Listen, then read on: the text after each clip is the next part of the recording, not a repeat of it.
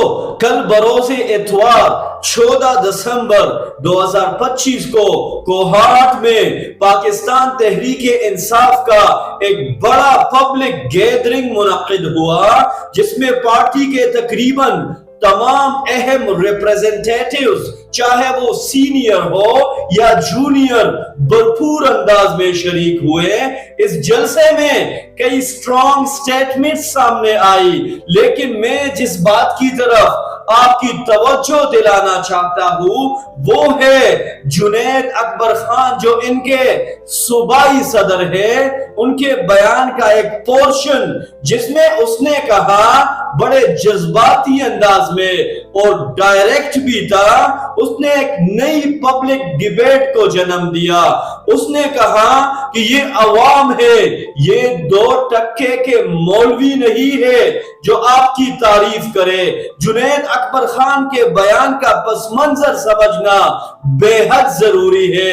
انہوں نے کہا کہ یہ عوام ہے، کسی کی اندھی تعریف کرنے والی نہیں۔ یہ بات ایسے وقت میں سامنے آئی جب چند روز قبل علماء و مشائخ کانفرنس منعقد ہوئی، جس میں ملک بھر سے معروف ریلیجیس اسکالرز اور طلباء نے شرکت کی۔ اس کانفرنس کے بعد جو میڈیا کلپس اور سپیچز سامنے آئی، ان میں بار بار یہ کہا گیا کہ ہم فیلڈ مارشل عاصم منیر کے ساتھ کھڑے ہیں، بلکہ بعض بیانات میں یہ تاثر بھی دیا گیا کہ کسی سیاسی جماعت کو تنقید کی اجازت نہیں دی جائے گی۔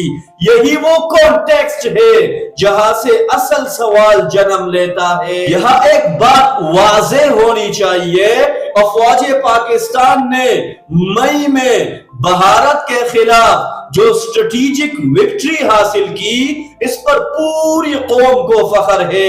یہ ایک نیشنل اچیومنٹ تھی جس نے عالمی سطح پر پاکستان کے امیج کو مضبوط کیا۔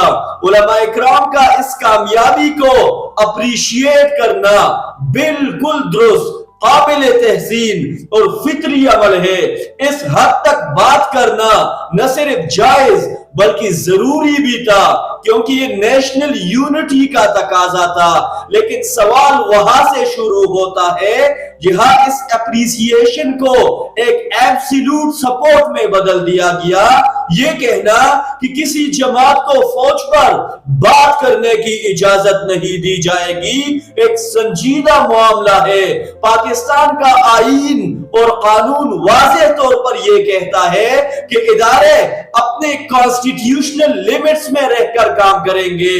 اگر کوئی سیاسی جماعت یہ نکتہ اٹھاتی ہے کہ فوج کو سیاست سے دور رہنا چاہیے تو یہ تنقید نہیں بلکہ ایک کانسٹیٹیوشنل ڈسکورس ہے۔ یہاں علماء اکرام کا کردار بیلنسڈ ہونا چاہیے تھا۔ اب بات آتی ہے علماء کی ریسپانسبلٹی کی۔ علماء اکرام نہ کسی حکومت کے ترجمان ہوتے ہیں، نہ کسی ادارے کے سپوکس پرسن۔